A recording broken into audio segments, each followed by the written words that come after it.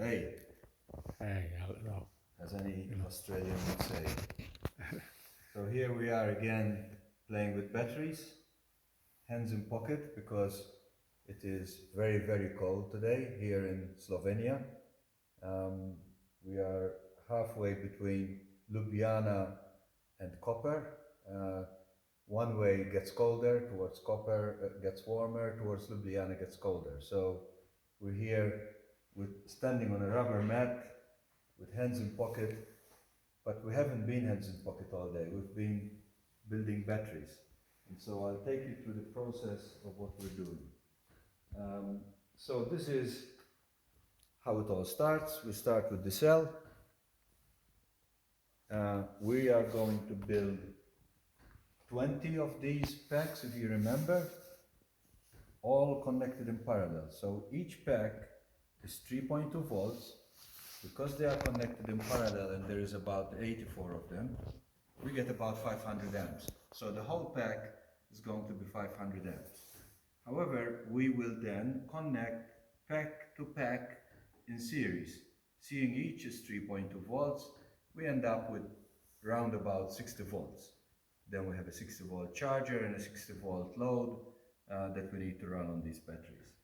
And so here are the trays. These are cells upside down for the purpose of building them, but we'll explain later. Each cell has I think we explained this last time, has an insulator, because as you would imagine, here you've got the negative, here you've got the positive. And so once we cover it with this plastic, we eliminate opportunity for shorting. So we have these starting to be assembled by Bata. Here we have, I'll take these and I'll talk about it later. Here we have the battery as it will be when it's finished. 1, 2, 3, 4, 5. 1, 2, 3, 4. 5 fours are 20. This is the mock-up. So this will be the final size of the battery. Obviously, they will all be populated with those cells. But when it's finished, this will be the size, and then it will be inside the box. And these are the Anderson connectors through which we'll be passing the 60 volt 500 amps. Here we have a DC-DC converter. So effectively this charges the 12 volt battery, and it takes 60 volts from the battery, converts it to 12 volts, so can run all the accessories inside a vehicle. It's connected to a battery. So this takes the place of a traditional alternator. This is what's known as the service switch.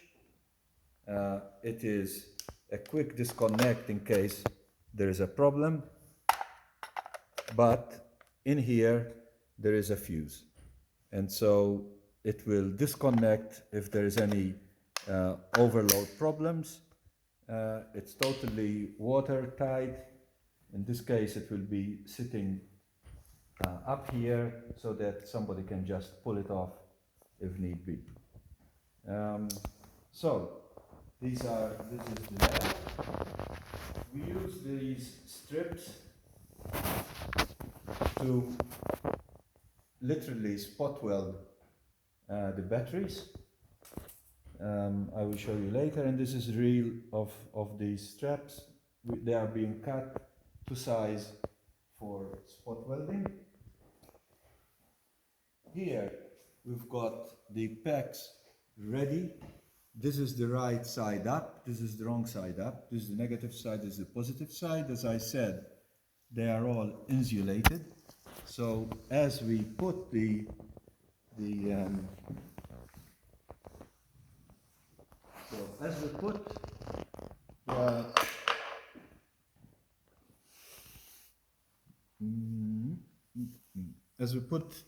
battery connector on, as you will see, it will form a connection. We have to put it both here and here, and because there is this plastic, we don't risk any shorting between the negative and the positive.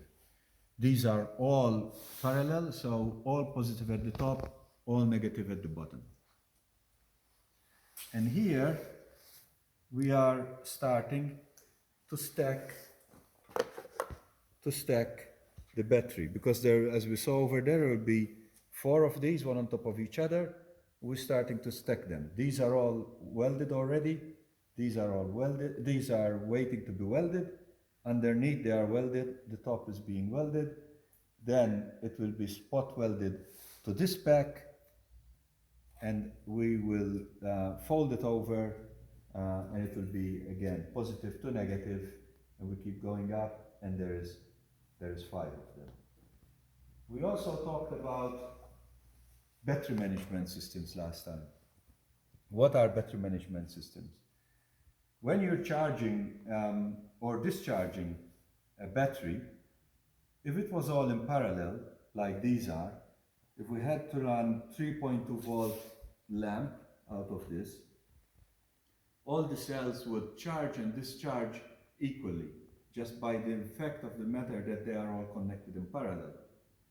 When then you have other packs in series, each one of those packs stays balanced, but we have to make sure that we keep all the packs balanced with each other, because otherwise you end up in a situation where one of the packs might be discharging more than the others, and so the battery life becomes very short, not because there is anything wrong with the battery, but because one of the cells that are in series is too low or too high, and it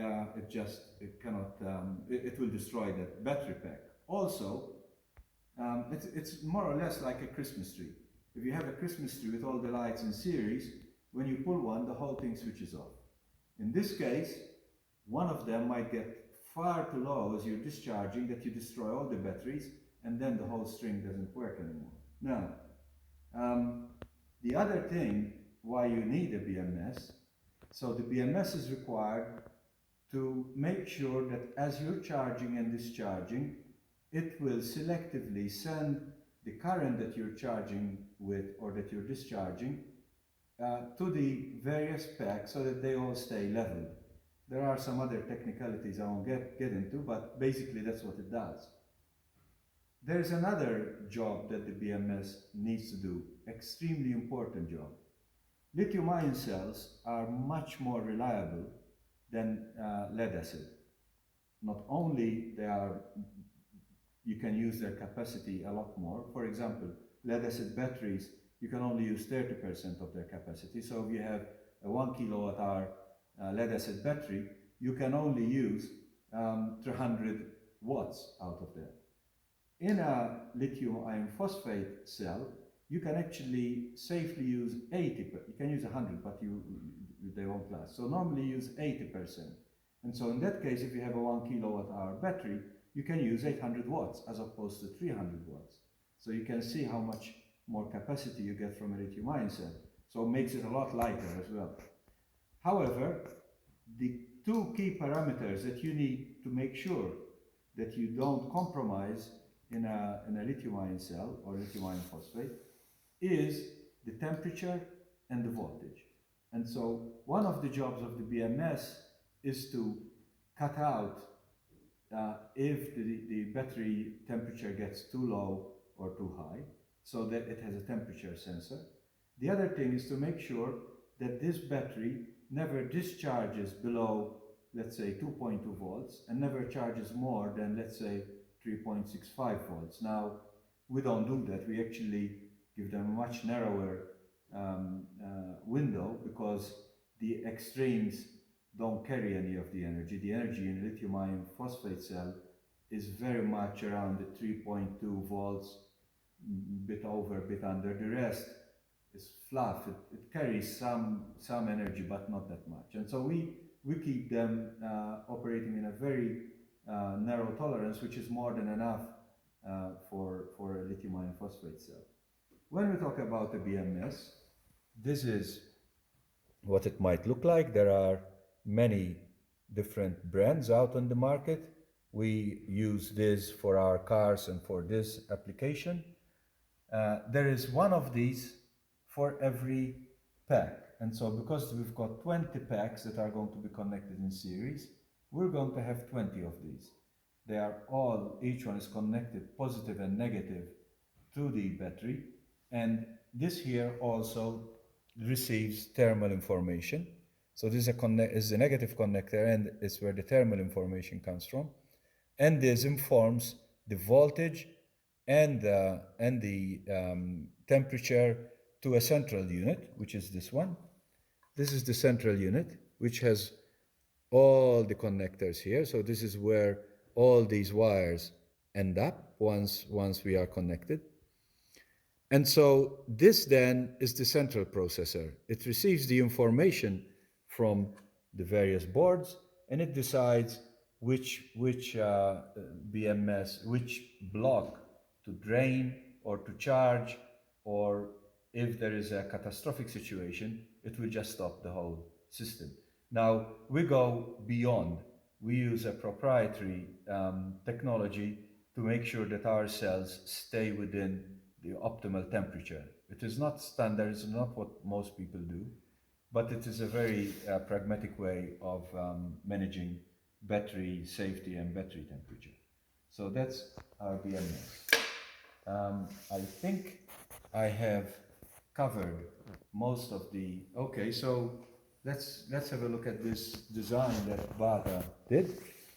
So this is representative of the pack. Don't worry about these wires. We have decided to rewire it since then. But basically you've got, as you can see, the numbering negative to positive to negative to positive. So they are all in series, 4, 5, 6, 7, and off we go. And so we will connect one terminal here and one terminal here, which will give us the 60 volts. And each one of these will have a tiny little wire, which will end up on top of the battery pack, that sends that information back to the central BMS. And so that's our design. That's how we're going to do it. It's going to be all enclosed in a box, and it will be ready as a prototype battery, which in the future we'll produce in larger numbers for a prototype project which needs to operate at minus 40 degrees centigrade. And we've got some tricks that we're going to use in order to make sure that the battery stays at the right voltage and at the right temperature. This also will help us develop more our concept around what we will put in the Rolls-Royce once we get to build the Rolls-Royce. So whilst we are taking a pause from the Rolls-Royce, this is important work for us because it will inform us and instruct us on what we need to do better, what we need to do differently, and with every battery that you build, you end up making some change that enhances the process. As I said, 9 years later of building batteries, we are still learning. And so I hope you found that rundown of how we're building this 60 volt 500 amp battery, which is 30 kilowatt hours. We're going to post this on our YouTube channel.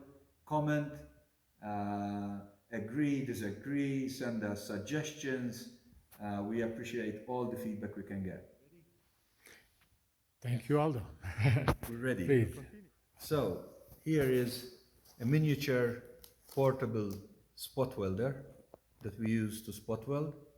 We have a few of these on order, a few larger one of these for setting up the assembly plant. But as we said, this is still, everything is at prototype stage, so we're using equipment that we have.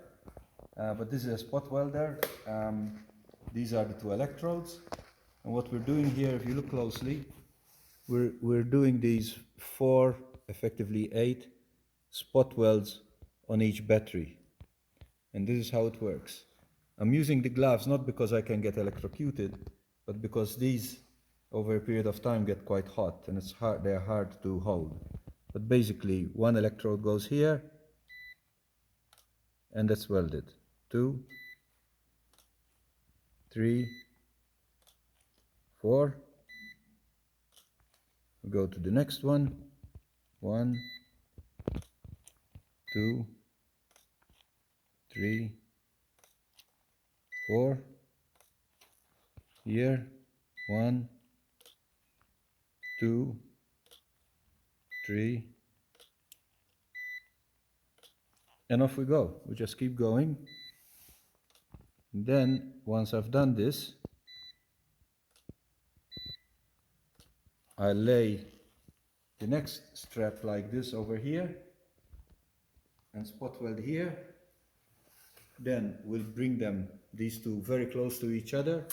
I continue spot welding there and here, and then we fold them over and we start again. So this is the process of assembly of these 32700 batteries in a honeycomb formation. I'm gonna keep going.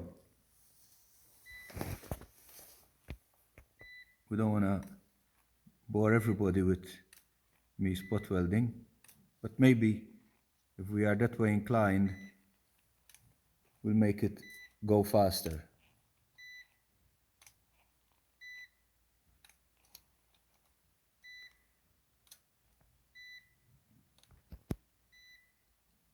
Okay, nice, Aldo. Thank you that you share this with us.